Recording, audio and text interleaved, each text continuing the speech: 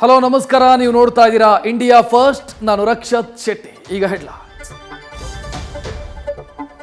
ಕೊಲೆ ಕೇಸಲ್ಲಿ central jail ಸೇರಿರೋ ದರ್ಶನ್ಗೆ ಜೈಲೂಟ ರುಚಿಸ್ತಾ ಇಲ್ವಂತೆ.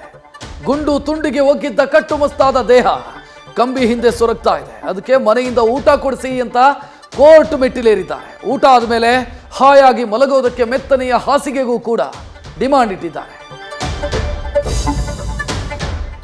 ಪರಪ್ಪನ ಅಗ್ರಹಾರ ಸೇರಿರೋ ಡೆವಿಲ್ಗೆ ಚಾರ್ಜ್ ಶೀಟ್ ಹಾಕೋವರೆಗೂ ಕೂಡ ಬೇಲ್ ಸಿಗಲ್ಲ ಅನ್ನೋದು ಖಚಿತ ಆಗಿದೆ.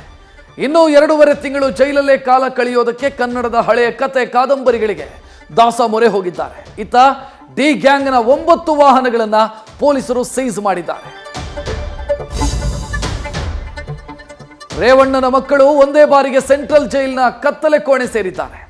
ಹೊಸ ಜೈಲಲ್ಲಿ ಒಂದೇ ಸೆಲ್ಲಲ್ಲಿದ್ದ ಪ್ರಜ್ವಲ್, ಸೂರಜ್ಗೆ ಅಲ್ಲಿನ ವಾತಾವರಣ ಒಗ್ಗದೆ ಅನಾರೋಗ್ಯಕ್ಕೆ ತುತ್ತಾಗಿ ಜೈಲಿನ ಆಸ್ಪತ್ರೆಯೇ ಸೆಲ್ ನಂಬರ್ 9ಕ್ಕೆ ಶಿಫ್ಟ್ ಆಗಿದ್ದಾರೆ. ಈ ಮಧ್ಯೆ ಸೂರಜ್ ಬೇಲ್ ಅಪ್ಲಿಕೇಶನ್ ವಜಾ ಆಗಿದೆ. ರಾಜ್ಯದಲ್ಲಿ ಮಳೆರಾಯನ ಆರ್ಭಟ ಮುಂದುವರೆದಿದೆ.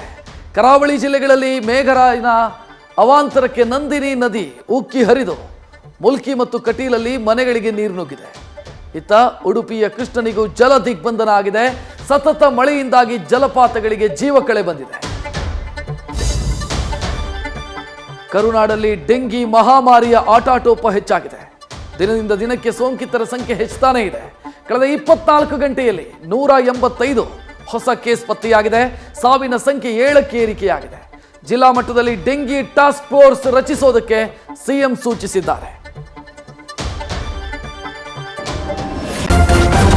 ನ್ಯೂಸ್ ಫಸ್ಟ್, ನಿರ್ಭೀತಿಯಿಂದ ನಿಮ್ಮ ಪರವಾಗಿ.